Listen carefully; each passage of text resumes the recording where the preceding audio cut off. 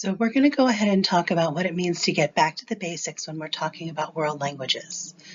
What will we need to be able to explain to our students, our parents, our colleagues, and our administrators about meeting or exceeding the learning targets in our world language classes?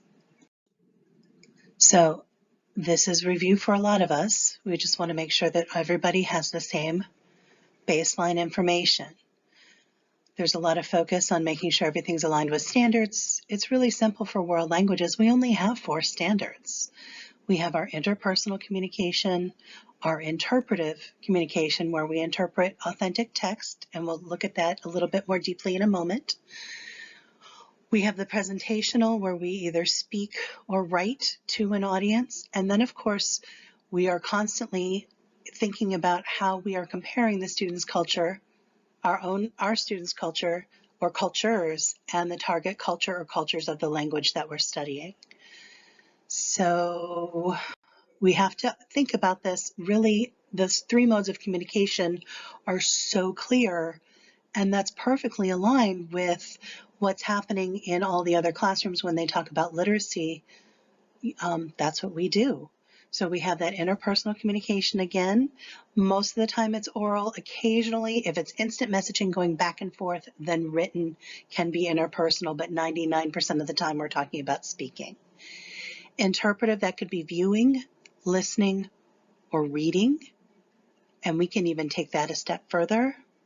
There's no active negotiation of meaning between where the information is presented from and those of us who are interpreting the message.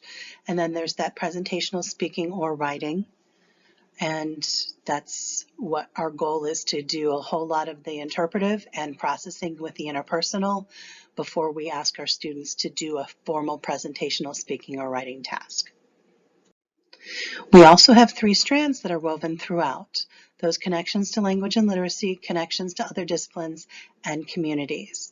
And all of these support literacy as well as that whole cultural competency piece that's so clearly important when you look at our strategic plan, you look at our core actions, and you just think about equity in general.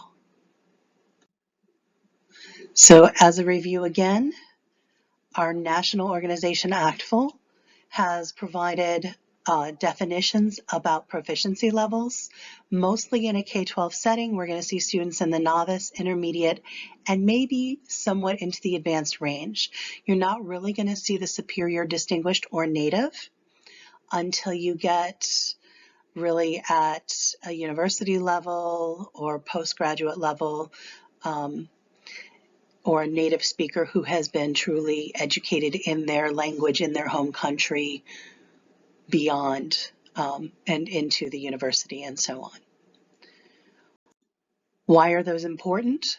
Because our World Language Essential Standards for North Carolina are also organized by proficiency levels and sublevels. Just a reminder that our novice learners are more like parrots.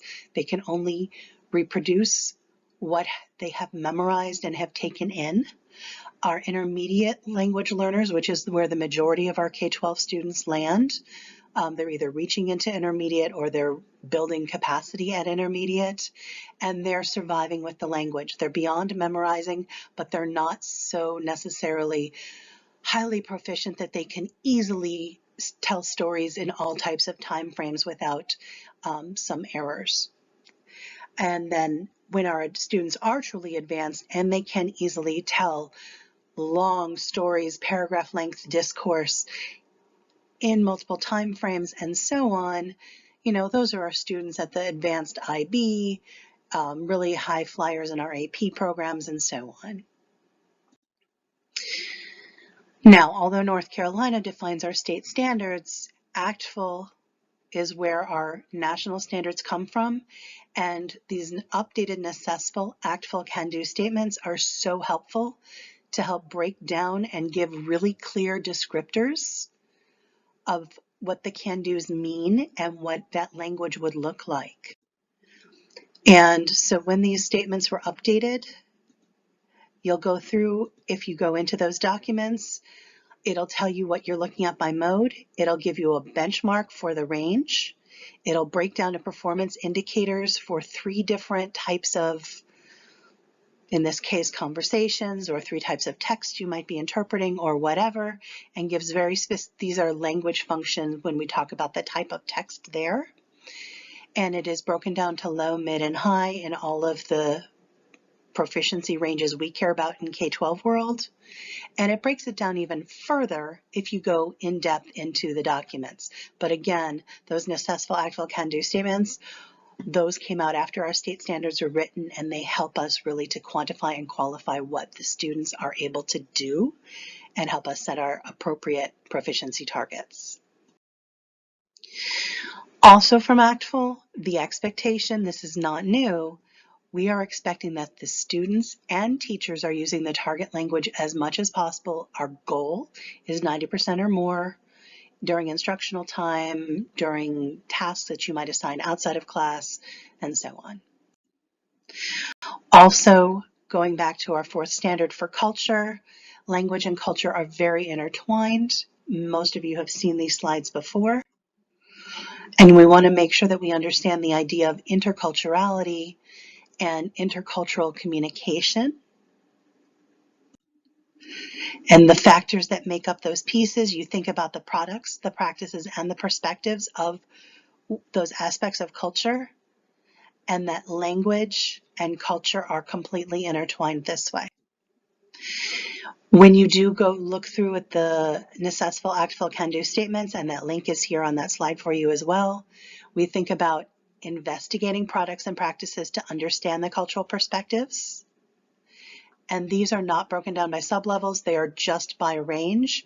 So in our K-12 setting, most of our students are not going to get beyond that intermediate range. So here's what it looks like for investigate. And then, of course, there's that whole interaction piece that talks about what language are we using, as well as what behaviors are we exhibiting.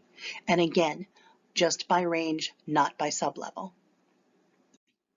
It even breaks it down even further when you go into those publications with specific broken down little I can statements for the novice level and the intermediate level and beyond.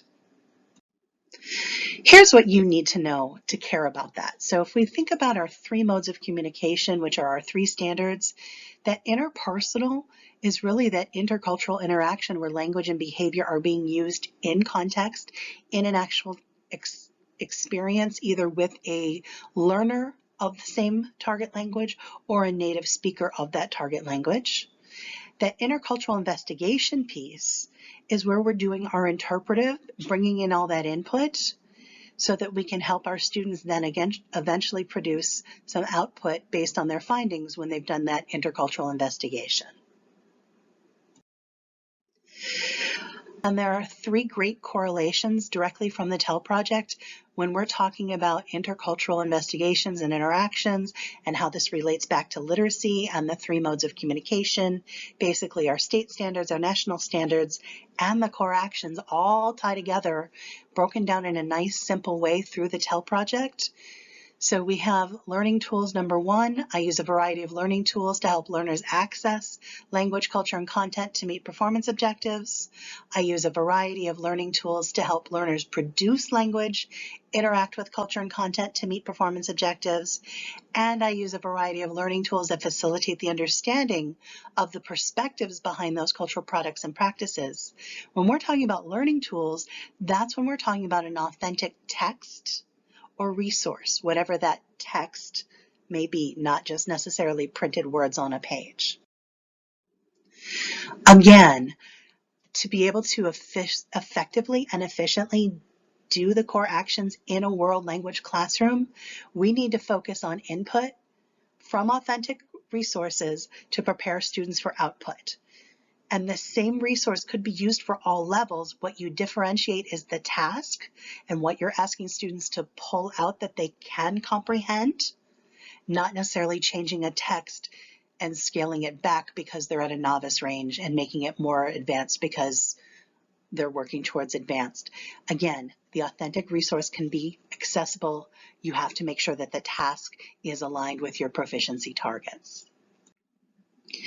The other piece to really keep in mind when we talk about text, it's anything you can interpret with any of your 5 senses. So you could taste an apple. When you go past Starbucks, You're interpreting text because you can smell the coffee roasting. Or if somebody made bacon downstairs, you know what's for breakfast based on your sense of smell. So all 5 senses are going to help when we talk about bringing in input, and that we can infer when we are interpreting meaning from any type of text, whatever that text may be.